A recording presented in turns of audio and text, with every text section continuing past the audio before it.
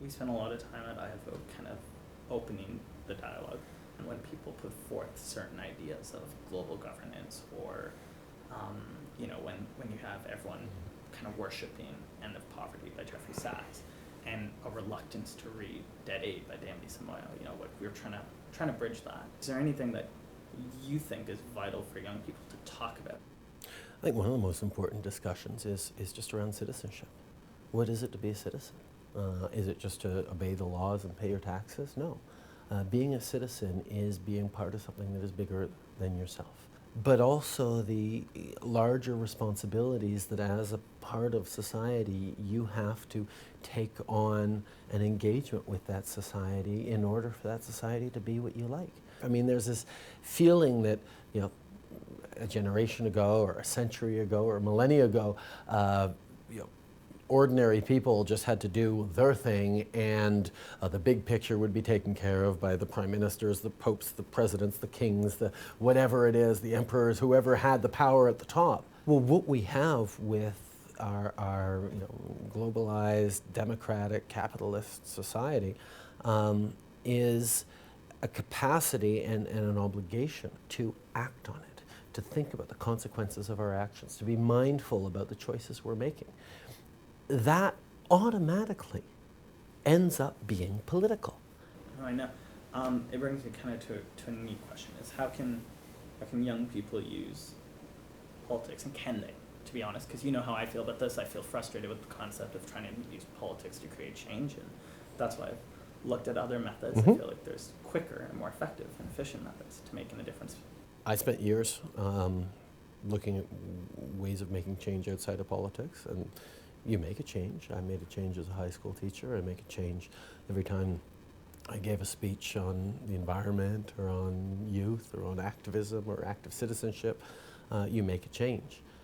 But you're always trying to encourage people to do things that will affect the system from the outside towards being in. And I said at one point, you're trying to get people to do a changing of the system from outside. There's always a capacity to change the system from inside as well. The fight against AIDS, it's a demoralizing disease. It's an inhumane disease, the way it adapts and the way it works. The reality is that something like the fight against AIDS is big. Do you feel hopeful about this fight?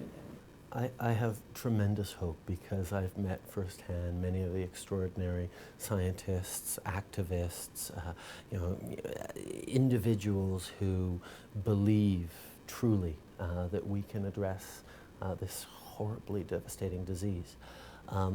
Where I get frustrated and angry sometimes is when I see the resistance, when I see the people who are still promoting ignorance, people who are still refusing to understand the scope and the scale of the problem, people who are imagining that it was a problem in the 80s and it's not around anymore. There needs to be a continued level of activism, a continued level of information, and a continued efforts to destigmatize this disease. It still remains something that is somehow associated with shame, and to be able to stand and say, no, this is something that we all have to work on together and address straight on, is I think where the shining examples of humanity that are working so hard on this will prevail. Essentially, I think everybody at one point or another, we all have this romanticized idea that at times you get a calling to your passion and all that types of things. But if I've learned anything, I feel like it's something that develops more and more every single day. And sometimes it's in a good way and sometimes in a bad way. For you, what is it that you're passionate about seeing change in? I'm passionate about people realizing their power. Wake up, sheeple. It's a question of understanding that individuals have power. There are things that charge up every single human being about the world around them. And building on that and being aware of that and pushing that towards actually taking action involves stepping out beyond your small space and having an impact in the community that is around you.